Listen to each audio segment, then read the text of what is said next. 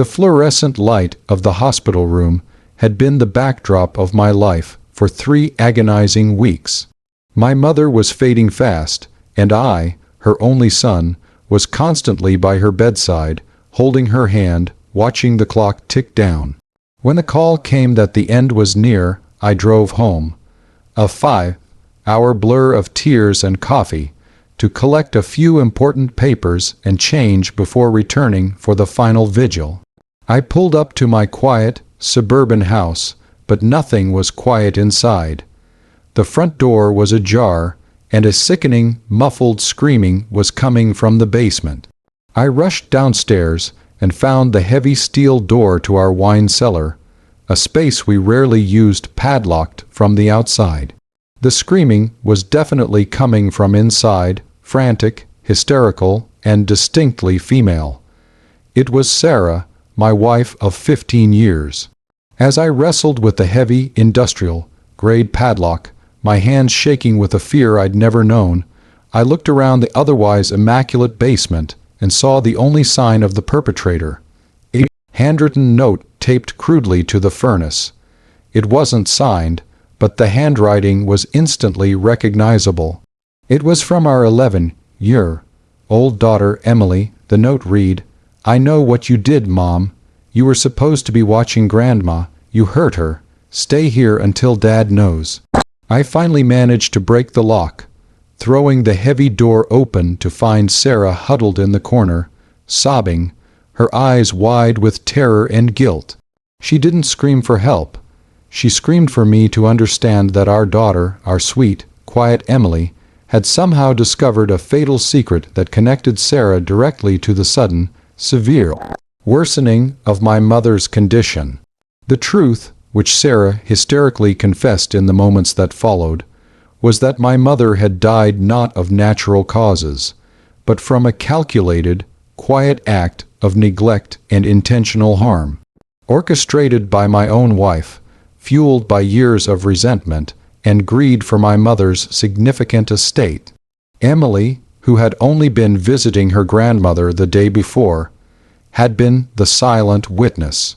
I was standing in my basement, covered in dust, with the smell of death and betrayal heavy in the air, facing the shocking reality that my wife was a murderer, and my daughter was the one who had taken the first step toward justice. Was I wrong to immediately call the police, knowing the call would effectively erase my family life? Or should I have prioritized our daughter's mental state and tried to handle the situation privately? Tell me if you would have done the same thing. To grasp the full weight of the situation, the motives, the resentment, and the shocking betrayal of trust, you need the deep, toxic history between Sarah and my mother, Eleanor. My name is Mark, and I was Eleanor's sole child. Eleanor was a formidable woman. She was sharp, independent, and financially successful, having built a thriving architectural firm. She also had an illness, a degenerative neurological condition, that had been slowly worsening for the last 5 years, demanding constant, expensive care. She was completely reliant on me for managing her affairs, and gradually, for her daily well-being. This is where Sarah entered the equation, and where the rot started. Sarah and I married 15 years ago. For the first few years, things were happy, normal. We had Emily, our incredible daughter, and built a good life. But when Eleanor's health began to fail, requiring my focused attention, Sarah's patience evaporated. Sarah didn't see a beloved mother in decline. She saw a barrier to her desired lifestyle and a competing claim on my time. Eleanor, in turn, had never fully warmed up to Sarah. Eleanor was old, school. Sarah was modern and, frankly, entitled. Eleanor saw Sarah as shallow and overly focused on spending. The truth was, Eleanor was incredibly wealthy. She had assets totaling well over $10 million, all legally stipulated to pass to me, and eventually to Emily. Sarah knew this. She didn't resent the money. She resented the *weight*. The resentment became toxic 3 years ago when Elinor moved into a specialized assisted living facility, the Willow Creek residence, after a bad fall. I visited her daily, handling her bills, medical appointments, and emotional support. Sarah began to refer to Elinor as the anchor, constantly complaining that my commitment to my mother was destroying our marriage and preventing us from traveling, upgrading the house, or truly living our lives. Every argument boiled down to the same point. When is she finally going to let us live, Mark? We need that money to secure Emily's future now, not when she's an old woman. She believed that Elinor was deliberately clinging to life and wealth out of spite. The tension between them was thick enough to cut with a knife during the rare visits Sarah made. My mother's condition had stabilized until 3 weeks ago, when she suffered a sudden, major stroke. She was rushed to the hospital, and while stable, her prognosis was grim. The doctors said it was a matter of time, days, perhaps a week. I immediately moved into a state of near-permanent residency at the hospital. Sarah was left at home with Emily. This is where the fatal timeline begins. Yesterday, Sarah had grudgingly agreed to take Emily to the hospital for a brief visit to say goodbye, ostensibly to give me a chance to get a full night's sleep. Emily, being a quiet and observant child, loved her grandmother deeply and spent an hour reading to her. Sarah, however, spent most of the visit complaining to the nurses about the room, temperature, and asking pointed, inappropriate questions about the timeline of the estate process. I noticed a subtle, but noticeable, decline in my mother's breathing rhythm right after they left, but the nurses assured me it was expected given her condition. I drove home this morning after the call that she was in her final hours. The moment I saw the slightly ajar front door, I knew something was deeply wrong. The frantic screaming, the heavy steel padlock, and that small, damning note from my daughter. It all crashed down on me instantly. I managed to pry the lock off with a wrench I found on the workbench. Sarah tumbled out of the wine cellar, hysterical. She didn't deny it. The shame and panic were too raw. She confessed everything in a torrent of choked sobs and excuses. It wasn't a sudden poisoning. It was a methodical, cruel act of negligence. During the visit, Sarah had managed to corner the nurse for a moment, and, claiming she was helping, turned off my mother's prescribed oxygen concentrator, which she required for stable breathing.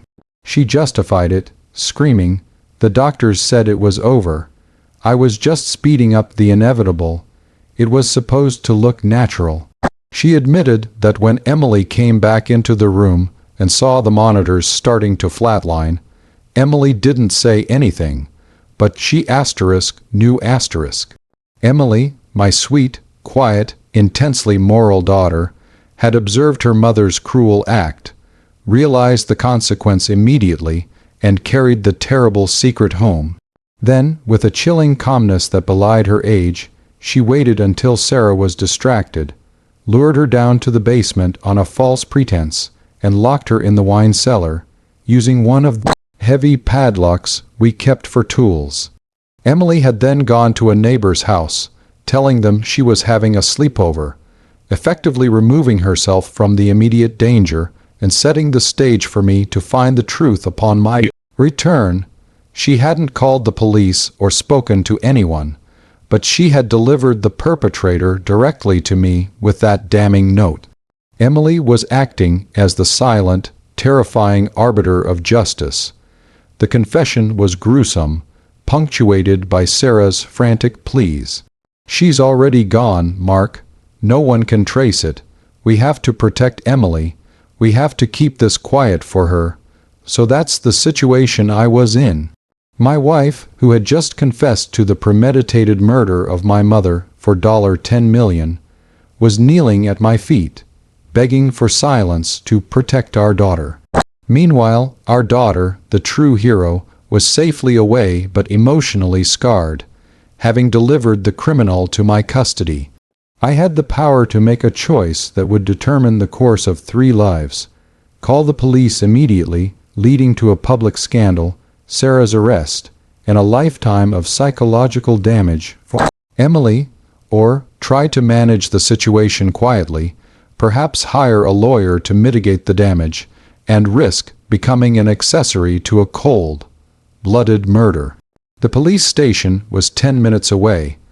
I could already feel the heavy, moral obligation weighing on my soul, but the thought of what a public trial would do to Emily was paralyzing. Before I tell you what happened next, I want you to pause and comment below what you would have done in my shoes. Would you have sacrificed everything, your family's name, your daughter's peace, your future, for immediate legal justice, or would you have tried to protect your daughter from the coming storm, even if it meant delaying the inevitable? Seriously, let me know what choice you would have made right there. I chose immediate, undeniable justice, not for the money, but for my daughter's soul. The moment Sarah confessed, she ceased being my wife and became a murderer, a stain on my mother's memory, and a lethal danger to Emily's moral compass. Protecting Emily didn't mean hiding the truth. It meant showing her that there is no price, not even $10 million or a stable family, that justifies murder. I didn't yell. I didn't touch her. I stood up, moved away from the stench of panic and cheap wine, and walked back up the basement stairs, Sarah screaming my name behind me. I pulled out my phone, walked out the front door, and placed the call. "This is Mark Hayes. I need to report a confession of murder. My wife, Sarah Hayes, has confessed to the intentional neglect leading to the death of my mother, Eleanor Hayes, at Willow Creek residence. She is currently in my basement, and I have a child witness." The police response was immediate and overwhelming. Within 15 minutes, the quiet suburban street was illuminated by flashing red and blue lights. I met the first officers at the door, calm and composed, repeating the facts. I led them downstairs to the basement. When the officers saw Sarah, who was now weeping uncontrollably and curled in a fetal position, they read her the Miranda rights right there on the dusty concrete floor, the air thick with the smell of regret and fear. Sarah was taken away in handcuffs, never looking back at me, her pleas now reduced to incoherent babbling. The aftermath was a nightmare of clinical, bureaucratic horror. The police had immediately gone to the neighbor's house to retrieve Emily and brought her to the station. This was the hardest part, seeing Emily, my daughter, sitting in a stark interview room, looking tiny and scared, but utterly calm. The detective handling the case, Detective Ramirez, was kind and patient. When I finally got to her, she didn't run to me crying.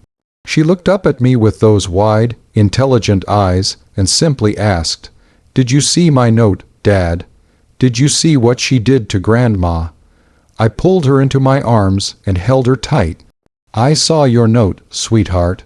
You were so brave. You did the right thing." Emily's testimony, combined with the fact that Sarah had indeed been near the oxygen equipment, and that the equipment had inexplicably failed right after she left, provided the necessary forensic link. The investigators, now alerted to foul play, quickly moved on the case. They found traces of Sarah's DNA on the oxygen concentrator's power switch, and the surveillance footage from the facility showed her briefly alone near the equipment, disguised as routine care. The motive, financial gain, was secured by the massive estate documents and Sarah's known resentment. The news hit the community like a bomb. The wealthy society wife, who constantly complained about her mother-in-law, had murdered her for the inheritance. It was a scandal that consumed local news for weeks. I immediately hired a top criminal defense attorney, not for Sarah, but for Emily. Our focus was on protecting Emily from the media circus and the psychological trauma. We moved immediately. I pulled Emily out of school, and we moved to a quiet, anonymous town several states away. I enrolled her in trauma counseling immediately. We established a new life, a quiet life, focused solely on healing. I liquidated most of my own assets, realizing they were tainted by the life I had built with Sarah, and began again. Sarah's trial was brutal. She tried to plead insanity, claiming the stress of the illness drove her to a temporary lapse. But the premeditation, the calculated turning off of the life support, and the clear financial motive were too strong. She was convicted of first-degree murder. She was sentenced to life in prison. I filed for divorce immediately, citing her conviction, securing a swift and complete separation of all assets. The $10 million inheritance from my mother was fully secured and established in a trust for Emily's future, ensuring Sarah would never profit from her crime. The silence is the most jarring part of our new life. The silence where my mother's voice used to be, and the silence where Sarah's nagging and ambition used to be. Emily is doing better. She is still quiet, but she finds solace in knowing she stood up for her grandmother and for truth. She is my hero. She showed me that integrity, even at the age of 11, is non-negotiable. I look back and know I made the right choice. My marriage was destroyed, yes, but my daughter's moral integrity was saved. I traded a life of comfortable deceit for a life of hard, honest peace.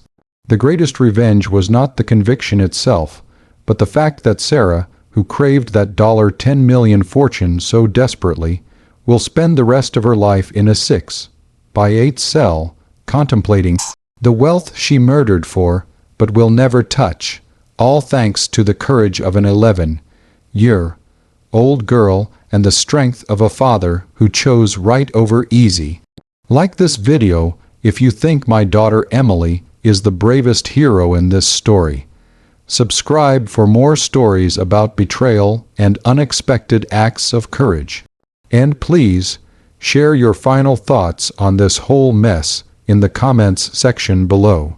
Do you think Emily's act of locking her mother in the basement was a necessary step toward justice, or a sign of severe trauma? I'll see you all in the next story.